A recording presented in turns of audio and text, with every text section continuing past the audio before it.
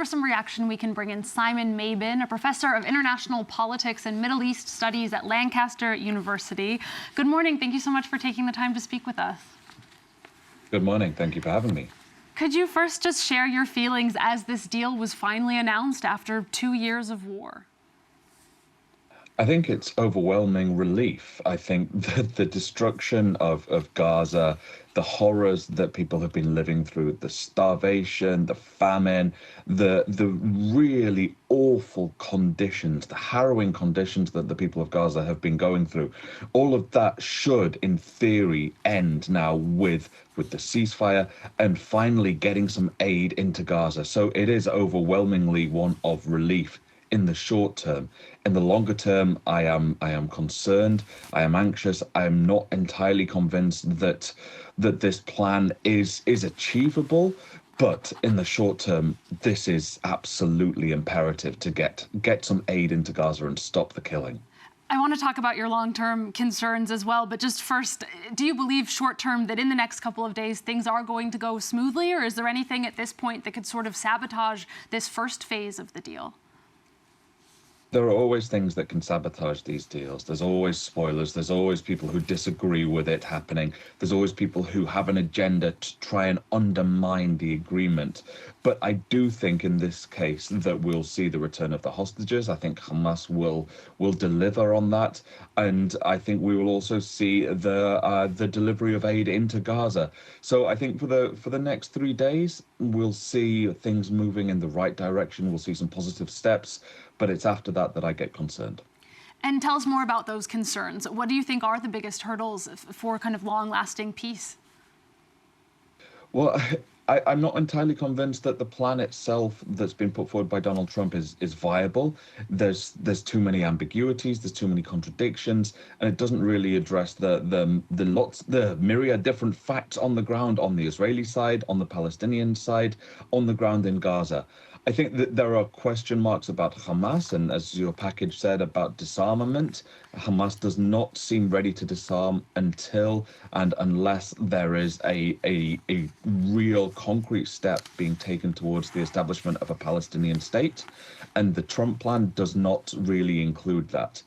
And then you've got all the questions, of course, about who is actually going to be responsible for running Gaza. Is it this technocratic body? If so, who is it that's going to be appointing members to that body? Is it going to be Tony Blair? Is it going to be Donald Trump? How long is that body going to be actually in operation for? At what point are they going to hand over to the Palestinian Authority? And that is another serious issue because Benjamin Netanyahu has said repeatedly that there can be no role for the Palestinian Authority in post-war Gaza. So there are questions there. And I think that the big thing is that the plan brings about this initial ceasefire. It will return the hostages home, which is a wonderful thing. They've suffered a hell of a lot. I cannot fathom how hard the past 2 years must have been for them and for their families. But it does not do enough to set out how a lasting peace can be achieved. To what extent do you think that Donald Trump is sort of personally to thank for the fact that we have a deal at all? Yeah, I think he's played a really key role here. We know that Joe Biden tried to secure a peace deal. We know that many others have tried on the international stage. But I think Donald Trump's force of personality, I think his idiosyncratic style of diplomacy is what's managed to get this over the line. I think that he's got this good relationship with the state of Israel, but not necessarily the best relationship with Benjamin Netanyahu. He's got good relations with the Arab world. He's got good relations with the Gulf leaders. And I think that with the Israeli strike on Doha a few weeks ago, I think that has really allowed a bit of a sea change and allowed this diplomatic breakthrough, despite everyone acknowledging privately, of course, that this isn't the best deal. It's not the best deal, of course, but it is a deal that can get people to the table and can get some aid into Gaza and stop the killing. What are the political consequences of this deal going to be in Israel? I mean, are we going to see the end of Netanyahu's government at some point in the near future now that this war is finally ending?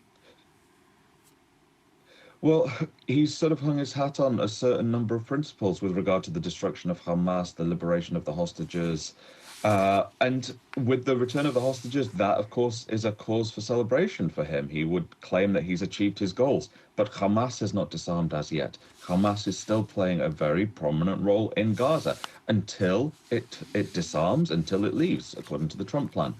But then you've got question marks about what happens after that. The legal case is still there for him. He's got, I believe it was in November. It's coming up next month. He's got to face questioning in court about his own legal troubles. But then you've also got the question mark about the religious right and the far right in his own coalition who do not agree with this plan, who do not agree with withdrawing from Gaza, who are advocating the reoccupation of Gaza, or indeed worse in the case of some of the members on the far right. They have got huge influence in the coalition. And so I think there's a concern for Mr. Netanyahu that the plan is signing the end of his own political career. And that's one of the other reasons why I'm concerned that this may not actually bring about a lasting peace. And as you were mentioning, kind of the question of Hamas's ongoing role and potential for disarmament is going to be another one of the big obstacles. How does one sideline Hamas? I mean, have they been weakened enough at this point that there are other powers on the Palestinian side that could kind of step in and take the reins? Well, right now, I guess the only real viable power that could step in and take the reins is the Palestinian Authority, but it wields little influence in Gaza. Right now, Gaza is a war zone, an absolutely devastated, decimated war zone. And so we don't really know where the power is wielded in Gaza amongst the Palestinian populations. There will be some, of course, but right now, Hamas remains the most obvious, the most dominant. And so I think it's going to be very difficult to envisage a future without Hamas, without them themselves choosing to disarm. And the only way that they will choose to disarm, at least in my understanding, is with the establishment, or at least irreversible steps taken towards a Palestinian state. And that's not on the table at all right now.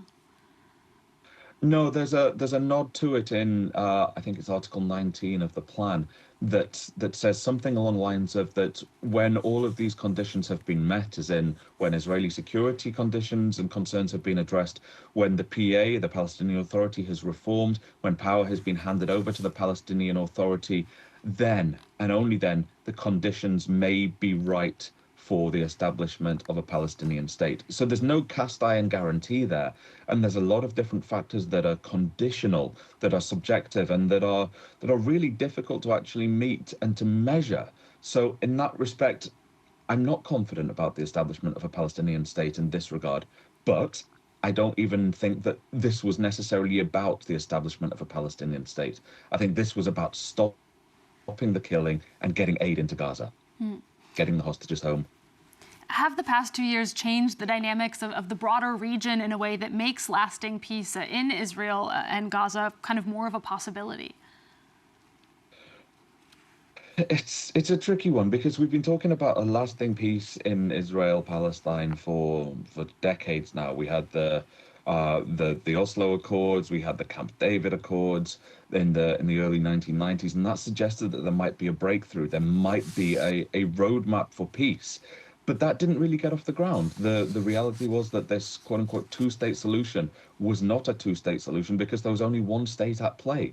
And the Israeli annexation, informally perhaps, of the West Bank, the blockade of Gaza, had made the establishment of a state incredibly difficult. And without the second state, you cannot have a two-state solution. Now, what this does, I think, is it changes the contours of regional politics a little bit. And everything that we've seen with regard to Lebanon, with regard to Syria, with regard to Yemen, Iran, and indeed the strike on Qatar, it's, I think, changed the contours a little bit, so much so that there is a united front now that says we cannot have the continuation of the killing any longer. And I think that's really key here, that there is a united front of other states in the region who are saying enough is enough and calling on the United States to actually try and facilitate an end to this conflict. All right, Simon Mabon, thank you so much again for your analysis this morning. That was Simon Mabon, a professor of international politics and Middle East studies at Lancaster University.